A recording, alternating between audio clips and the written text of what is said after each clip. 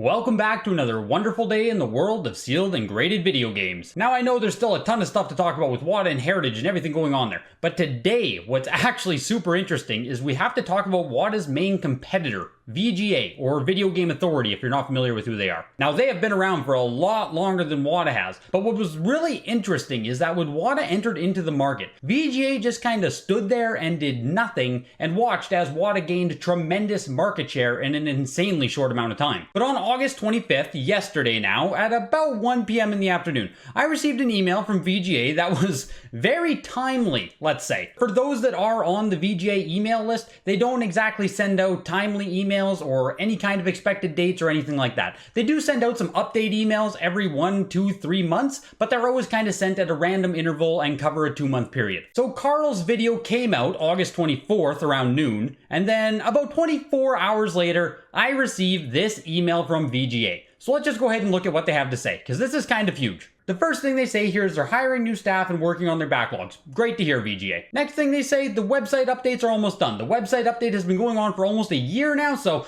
I mean, good to hear that they're going to have it done if they desperately need it. And the last part of this email, which is easily the most important part of this email, so make sure you listen. Well, we plan on the incorporation of up-to-date population reports on the new site. They are also going to explore the feasibility of offering a beta version of the population reports on the current website they have.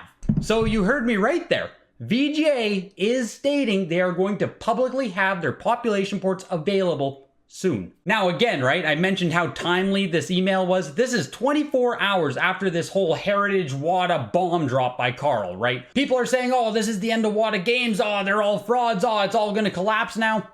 I don't exactly think so, but all of that aside, VGA is clearly using this opportunity to capitalize on a little bit of marketing themselves. And this is huge because VGA could genuinely use this opportunity where people are doubting WATA and looking bad at WATA games to gain market share again. Like I said, when WATA entered in 2018-2019, VGA didn't really do anything. All of this Heritage stuff took place. WATA was on Pawn Stars promoting themselves. WATA was putting out headlines, putting out information. WATA was taking over the market, while VGA, their main competitor who has been in the market for a lot longer than them, did nothing. So it's good to see that VGA might actually begin to be real competition again in this space. The second thing about this is that VGA is going to offer population reports. Now, I have made the call for population reports before. I think they're great. I think they're going to really help the market and add transparency to it. And the second thing, and the biggest thing that VGA is trying to leverage here, is that they are publicly stating they are going to have population reports available soon. Now, even if the VGA population reports aren't going to be the best now because of how much market share WATA did steal, you have to keep that in mind.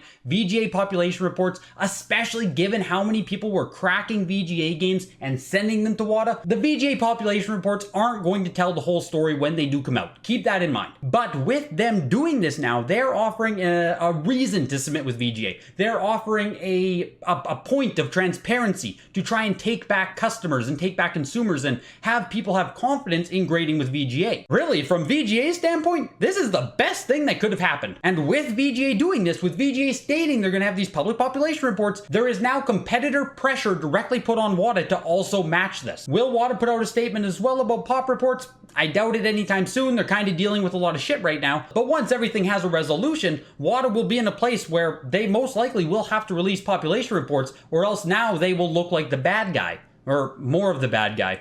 The badder guy? The baddest guy.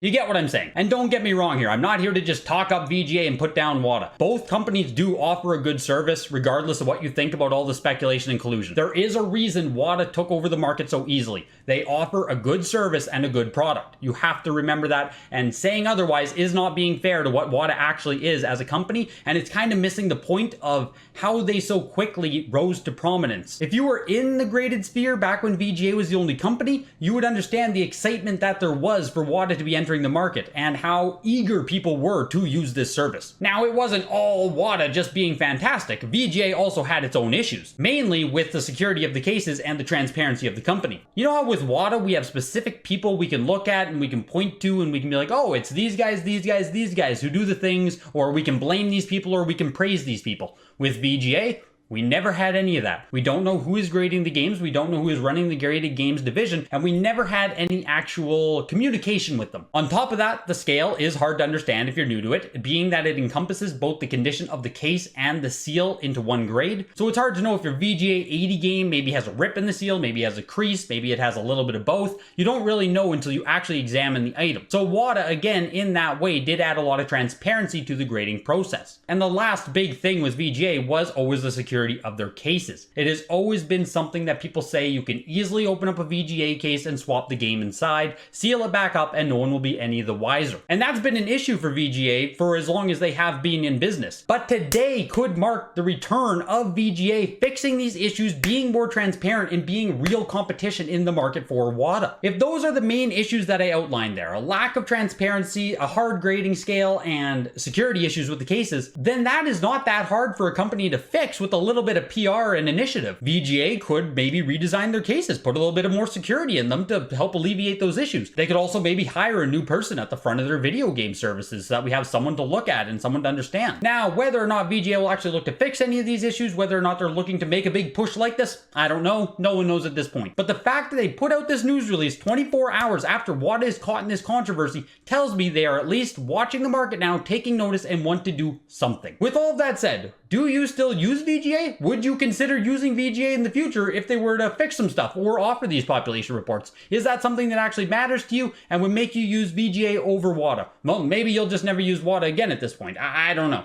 Let me know in the comments below, and I'll see you guys soon for more updates on everything taking place.